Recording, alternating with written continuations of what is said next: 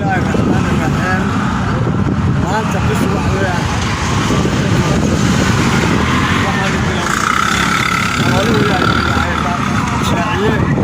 odayaasha magaalada macallimiinta mashaayikda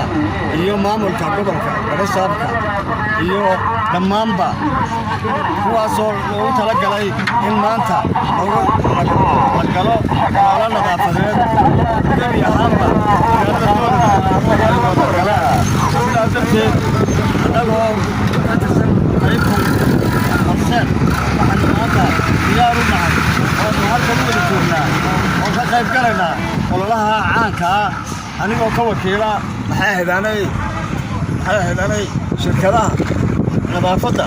waa kaa ad arkaysaan. sidaa darteed waxaan fulinay amarkii maamulka gobolka iyo hawshii loogu talagalay maanta oo ay tahay bishii 13. السلام عليكم ورحمة الله وبركاته. بسم الله الرحمن الرحيم. الحمد لله رب العالمين والصلاة والسلام على رسول الله صلى الله عليه وسلم. maanta wuxuu gobolka Boorama u maraysanaa oo la guud lagu qaado taasina waxa la isla ogaado keenay mar haddii uu waqtigii rabiicee waqti gubi uu soo dhow yahay dooxyadiina ay buuxaan si looga nabadgeliyo dooxyada biyaha maraya ee baadiyaha ku dambaynaya ilaa badiya kalluunkii ku dambaynaya sidii looga nabadgelin lahaa magaaladu dhigtay loo qaadi lahaa iyo loo qalansanaa iyo maanta halkan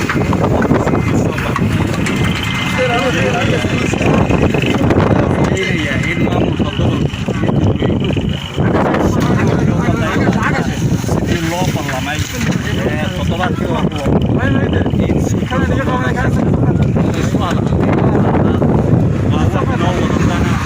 dalka iyo dadka iyo diinta iyo deegaankaba wadana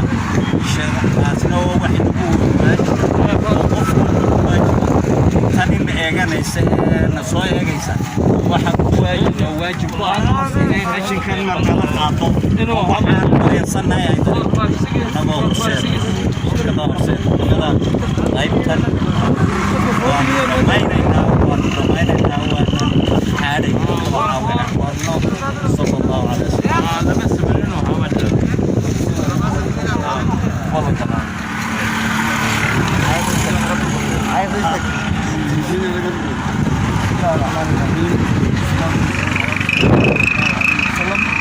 الله تعالى هذا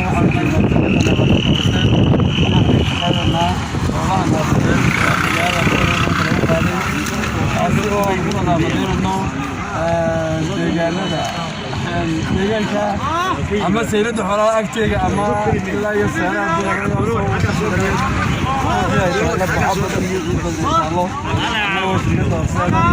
ayaan doonaa maanta inay wax ku qaataan oo iwaaniyaan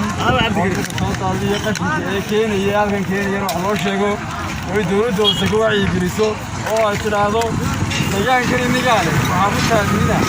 inta qashinku ku jiro ayuu cudur ku jira marka waxaa loo baahan yahay in laga hortago dadkana wacyigeli badan la siiyo kuwa soo daadinaya meelaha keeniyana sharciga leetigiisa wax laga qabto dadka kale shirkadda ama shirkadaha magaalada ka shaqeeya qashinka saaraana way ku mahadsan yihiin oo nadaafadda ka qayb qaadanaya laakiin inta yare harsan ee in wax laga qabto loo baahan yahay waa dadka مسؤول دراسة سمعنا يبقى الضوئيات اللي يبقى المراها بسوق هذا مختلفة أنا عايشة كمان السلام عليكم ورحمة الله وبركاته.